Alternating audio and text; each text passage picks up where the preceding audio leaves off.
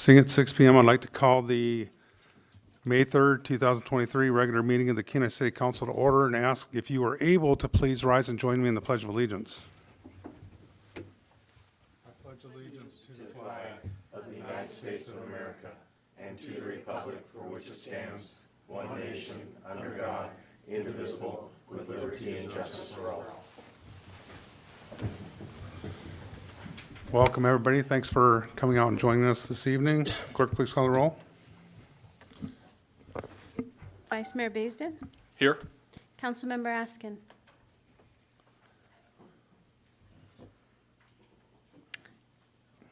You're still muted, but Here. Councilmember Dothett? Am I unmuted? Here. Councilmember Naxted? Here. Councilmember Sonart? Here. Councilmember Winger? Here. Student Representative Thibodeau? Here. And Mayor Gabriel. Here. You have a quorum. Thank you, Madam Clerk. Council, before we get to agenda approval, I'd like to call your attention to a laydown you should have in front of you with requested additions to the packet. Action, add to item H3, action approval, non-objection to the transfer of a limited marijuana cultivation facility license to Grateful Bud LLC. Kenai Peninsula Borough non-objection letter. Those were both requested by the city clerk. And before we get to agenda approval, Council, I would ask that if there's no We added item H3 and to move item H10, that would be the Wildwood Drive discussion, to the top of the public hearings. Request unanimous consent. Second. And purchase order amendments requiring council approval in accordance with KMC 715-020, brought to you by the administration. Action approval, non-objection to the transfer of a limited marijuana cultivation facility for Grateful Bud LLC, doing business as Grateful Bud LLC, license number 16474, brought to you by the city clerk. Ordinance number 3348, 2023, accepting and appropriating funds from the Institute of Museum and Library Science passed through the State of Alaska Department of Education and Early Development, Division of Library, Archives, and Museums for library employee training, brought to you by the administration. Public hearing on May 17th, 2023. Ordinance number 3349, 2023, accepting and appropriating a donation to the Kenai Library for the purchase of early literacy equipment and furniture, brought to you by the administration. Public hearing on May 17th, 2023. Ordinance number 3350, 2023, accepting and appropriating a grant from the Alaska High Intensity Drug Trafficking Area for drug investigation overtime expenditures, brought to you by the administration. Public hearing on May 17th, 2023. Ordinance number 3351, 2023, accepting and appropriating funds from the State of Alaska Department of Health and Social Services, Division of Public Health for the Healthy Equitable Communities Program, and authorizing the city manager to execute a memorandum of agreement for this funding, brought to you by the administration. Public hearing on May 17th, 2023. And ordinance number 3352, 2023, increasing estimated revenues and appropriations in the Kenai City Dock Improvement, Animal Control Improvement, Airport Snow Removal Equipment Improvement Capital Project Fund to transfer residual balances from completed projects back to their original funding sources. Brought to you by the administration. Public hearing on May 17th, 2023. And that is your consent agenda. Thank you, Madam Clerk. Is there anybody from the general public that would like to speak to any item that was on the consent agenda, which was just read into the record, and they're noted with an asterisk on our agenda? Nobody online? There are no hands raised. Is there anybody from the body that would like to amend the agenda or consent agenda at this time? See none, unanimous consent for approval was requested. Is there any objection? See none, the agenda and consent agenda is approved. This evening, we have no scheduled administrative reports, scheduled public comments. Is there anybody from the general? Members, as many of you know, the city did a road survey back in 2009, and in 2009, Wildwood Drive was at that time, that's 13 years ago, was at that time the city's, considered the city's most deteriorated road. It certainly hasn't improved in the last 13 years. It's continued to go the other direction.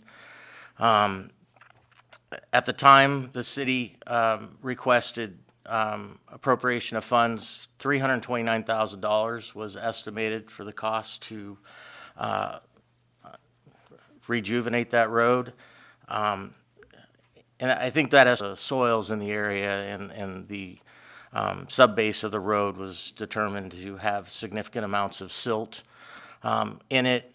State participation with this road, that the funding requirement has grown from, 329,000 to what engineers are on there. I think they never like to just tell you no, but I mean, the synopsis is unless projects are, state funding is providing match to federal projects and money is being multiplied, there's likely to be no funding for capital outside of those types of things at the state.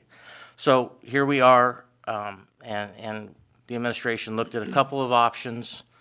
One, do nothing. We could leave the road right where it is. I can tell you, it requires maintenance from our crew.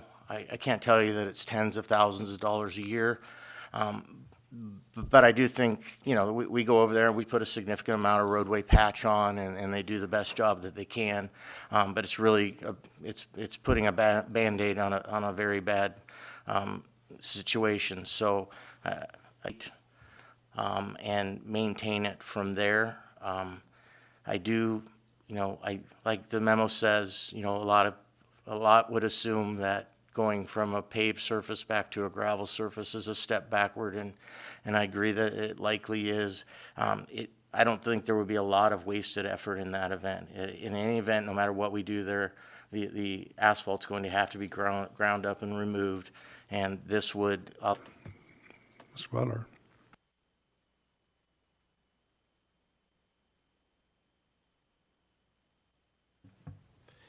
Thank you, Mr. Mayor, members of the council.